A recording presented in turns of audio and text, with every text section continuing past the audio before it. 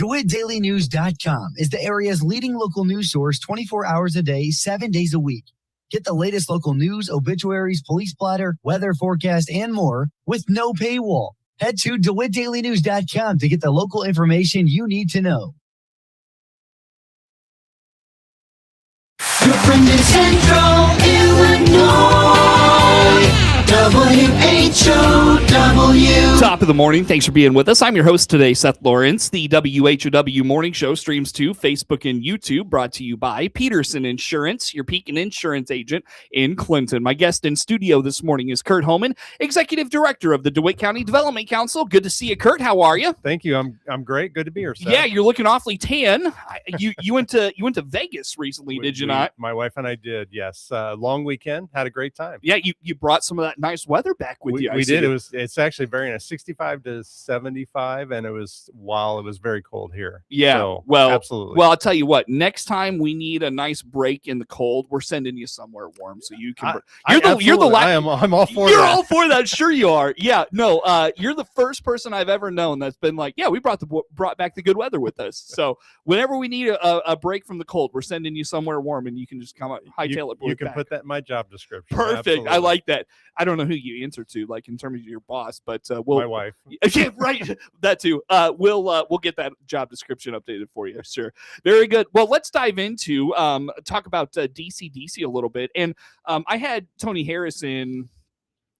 This month is running pretty quick. Last week, I had Tony in last week talking TIFs, housing, kind of what's ahead for Clinton. Trying to develop housing, develop just economic developments, and I guess give us kind of your take on the community developing TIF districts, pursuing housing development, how DCDC maybe works alongside them in that effort. What's that look like? Yeah, so first of all, housing has been identified not just in Clinton, but probably most communities in the Midwest as a substantial need. Mm-hmm. Clinton is unique in the fact that it has now a lot of additional jobs that it didn't have a year ago, or will be adding here very shortly. Sure. And therefore the need for housing is even magnified. Mm-hmm. So ultimately we have to, we do the best we can, but we have to plan for where growth happens. Mm-hmm. And obviously typically that's the outskirts of town. There's maybe some places that within city limits that can handle some housing or business or whatever it is. Mm-hmm. So you do your best to identify those areas, and you sort of work up plans to figure out, okay, what can go here and why does it make sense that it goes here, and sure, what price point housing, what size housing, those types of things. There's really a lot of factors into it. Yeah. And you just want to be right. You don't want to be, you could be more right, as time develops, or less right. You don't know, but you have to make a guess. Yeah, sure. And you say, we want to be right about it. But 10 years from now, we could say, gosh, maybe we'd have been more right if we did this. Mm-hmm. But we err on the side of growth, mm-hmm. and smart growth. So what goes into that? How do you decide what's right for with the information you have at hand? Well, you kind of feel like you look at what's around it now. Major roadways obviously are better commercial wise, mm-hmm. Because typically most commercial businesses need traffic, mm-hmm. And housing, maybe doesn't want an interstate running through it. Mm-hmm. So you look at those areas. So you look at if there's housing there now, what kind of housing is there now, and how does that fit? So if you have if you have multi-unit or many apartment buildings, mm-hmm. It's next door to that is probably not the place to put 800,000 houses. Sure. As an example. Yeah. So you just kind of fit. Now you can get to those from the multi-unit housing to the large. You just need to buffer it as you go. So maybe more apartments, duplexes, mm-hmm. those, and then single families, and then bigger single family homes. So. Right. So my question is, are you selling land to a developer? They're just building like, not, I don't want to say cookie cutter houses, but they're building multiple houses in an area and people are buying those, or are you selling property to individuals and they're building their own house? So in many cases, a developer will develop the subdivision and then sell the lots off. Now they may build a few lots, on a few lots, some spec homes or homes for sale. Mhm. But in many cases, they're doing the groundwork for the subdivision, as an example. Mhm. And if there's 50 lots in that subdivision, they may develop 8 of those, but their goal is to sell those off to other builders to build homes for the ultimate, Okay. homeowner. Yeah, yeah. So So is the idea then to, like, you build new homes, people buy those homes obviously, and that frees up, houses for people to move up, if you will. typically they're different price point Yeah, homes. right. So, Mhm. a new home now, is a lot more expensive than a new home was even 10 years ago. Sure. So, that new construction is going to be more expensive than the 100-year-old, 70, 80-year-old home that exists on the market now, Gotcha. typically. Gotcha. So, yes, someone that maybe can afford a $600,000 house is going to move out of their $200,000 house, which frees up a $200,000 house for a family that makes financial sense for. Sure. So, Gotcha. yeah, Now, absolutely. what are some of the things that have to be in place for a community to get to where they're building houses like you're describing? Well, and particularly in smaller communities or in communities that aren't seeing substantial growth. Mhm. We talk about TIF, and I know Tony talked significantly about TIF districts last time that he was in, and ultimately that's a way to capture the growth of the taxes because of new construction or upgrades Mhm. or higher improvement properties, to capture those upgrades and to be able to use those captured taxes for water, sewer, roads, all Mhm. of those things that are extraordinarily expensive Mhm. that you have to be able to build houses. Mhm. So, that is one of the areas, and I know Tony talked about that substantially, is TIF districts have to be identified and formed. And the reason that they have to be is because to build a road is extraordinarily expensive. To Right. put in sewer is extraordinarily expensive. To run water lines is extraordinarily expensive. Sure. And it's a cost that most people don't see in the home. I mean, if Mhm. they see it, if they don't have power Mhm. or Right. water or Yeah. sewer, Yeah.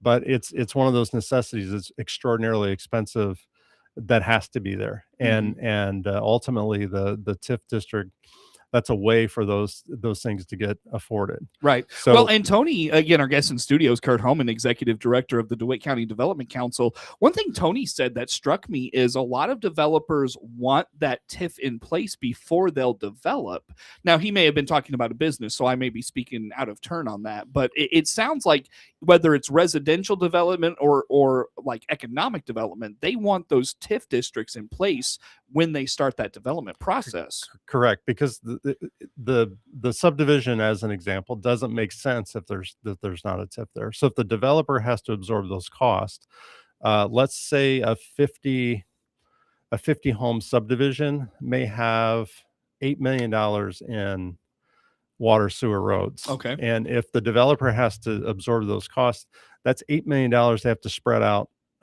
over and above the cost of the land, the cost of their labor, the cost of materials, the cost Mhm. of those things. And it makes those lots not affordable. So if the price point on those lots were $120,000, very few, if any, would get sold. Okay. So Yeah. those Now, that has to be in place. Otherwise, the subdivision doesn't work. It doesn't happen. yeah, one thing I'm a little confused on, and I don't know if this is too deep in the weeds, but how does a TIF district help a developer recapture that investment they're making into that certain area? Yeah. So the easiest example to look at is, let's take a piece of farm ground on the edge of town, and Okay. I'm going to use hypothetical numbers, but let's say that farm ground property owner pays $1,000 a year in real estate taxes. Mhm. And so if once a TIF's put in place, anything above that $1,000 a year goes into the TIF district coffers in Okay. essence. So if there's 50 houses on there, that's 50 houses paying taxes at a much larger amount than farm ground. Mhm. So those 50 houses may generate $250,000 of real estate taxes versus the 1,000 that was there. Okay. That 249,000, that incremental tax, Mhm. can then be used to reimburse or offset the development cost of that subdivision. Okay, so it And doesn't does the city take that and give it to the developer, or is that So there would be agreements in place that Okay. says so maybe the city fronts that money and then they keep it. There's multiple ways to do it. Mhm. Maybe a developer spends the $5 million and then over the next 15-20 years they recoup that cost back, or the city takes that cost up front Mhm. and they recoup the cost back through the incremental taxes in a Okay. TIF district. Okay, It got could it. be that they, most cities don't have $5 million sitting around. Right. So in many cases they bond or they'll split. Maybe the developer will pay a portion of it. The city will pay a portion of it. Okay. They'll bond for that amount of money. And then the incremental taxes that are coming in will pay the bond payments. Got it. But again, none of that happens, if it stays farm ground, it's Mhm. $1,000 a year ultimately in taxes. Mhm. And with the subdivision, maybe you have 50 new homes, 50 new families, 50 new shoppers, Mhm. families Mhm. of shoppers in Mhm. town. There's a lot of additional benefit Yeah, to that. sure, And sure. so Yeah. This may be a question better suited for Tony and Helen and the folks at the city, but what do we have to do to get to this place? We have a TIF in place, and then we have a developer, and then we have houses being built. And we're working on all of the above. So I know the city has been communicating with the TIF consultant, and Mhm. that's step one. I think at their next council meeting they'll have the TIF consultant come in Mm. to discuss certainly some things. Okay. We've been meeting with developers already. We're going to meet with more. We're going to meet with some local developers and those Mhm. types of things too. And it's really just making those connections. Got it. And ultimately, you'll see more housing in not just Clinton but DeWitt County Farmer this City. year Yeah. for sure. Oh, really? And Wow. yes, Wow. absolutely. And Wow. but the requirements are absolutely that the TIF districts need to be set up. Mm. And if those don't happen, we won't, we'll see some spot houses Yeah. here and there, but we won't see the numbers that we'll see otherwise. Is a TIF district at all impactful to the everyday homeowner and taxpayer in terms of will their taxes go up because a TIF district is maybe in place in an area they are in or adjacent to them? No. So the only increase that's captured by that TIF district is, so once a TIF district is established, Mhm. every property inside that TIF district is locked in terms of what goes to all the taxing bodies. Sure. And then as areas get developed and there's Mhm. growth Mhm. in assessed values and new properties and those types of things, that incremental money goes into that. So it doesn't impact anyone's taxes Mhm. necessarily. Mhm. Gotcha. So Gotcha. Very yeah. good. Well, we are way past the break, my friend. How do Okay. folks learn about all things DCDC? Follow us on Facebook, DeWitt County Development Council. Very good. Curt Homann, Executive Director of the DeWitt County Development Council, in studio with us. More to come with Curt on the morning show. WHOW. Let's check the markets now on the RFD Radio Network. I'm Jim Taylor. Corn slightly higher, beans higher, wheat slightly higher. March corn up 1 1/4, 4.30. May corn up a penny, 4.38, and December new crop 4.58, up 3/4. March beans up 11, 11.21 3/4. May beans up 10 3/4, 11.35 3/4. November new crop over $11 at 11.02 1/2, up 6 3/4. March wheat up 3/4, 5.29 1/2. March KC wheat up 3 1/4, 5.32. March bean meal 302.50, up 4.70. March bean oil up 7 cents, 56.76. Livestock trade, March feeders up 45 cents, 367.90. February live cattle up 80 cents, 240.10. February lean hogs 87.05, down a nickel. Energy market, March crude oil up a penny, 64.37. This is the RFD Radio Network. This is Seth Lawrence, News and Program Director for WHOW and WEZC. We take pride in being Clinton and Central Illinois' local radio stations each and every day, 7 days a week. What does local news mean? Here's a sample. Of course, Quickwall, the announcement of them to come in with their manufacturing facility, Meyer Utility Structures, and doing the same thing. She's resigned, but at the end of this year, so she's not resigning effective immediately. So she's gonna finish the year out. It's always scam season, but especially during tax season. What is the scam about being contacted by phone by law enforcement advising of a warrant? You hear the local people that make the news every day, 7 days a week on the big 1520 AM, 92.3 FM, and 106.5 FM WHOW, and on your easy choice for soft hits, 95.9 FM WEZC.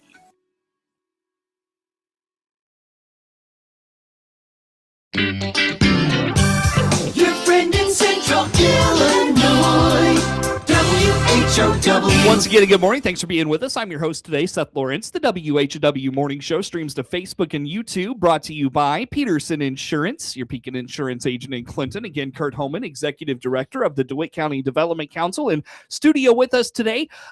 So, Curt, we've talked housing. What are some other priorities for DCDC going into 2026? And or I guess maybe even more specifically, like upcoming priorities. Yeah. So obviously, housing again is a huge focus, but our primary focus has always been business and bringing in new business.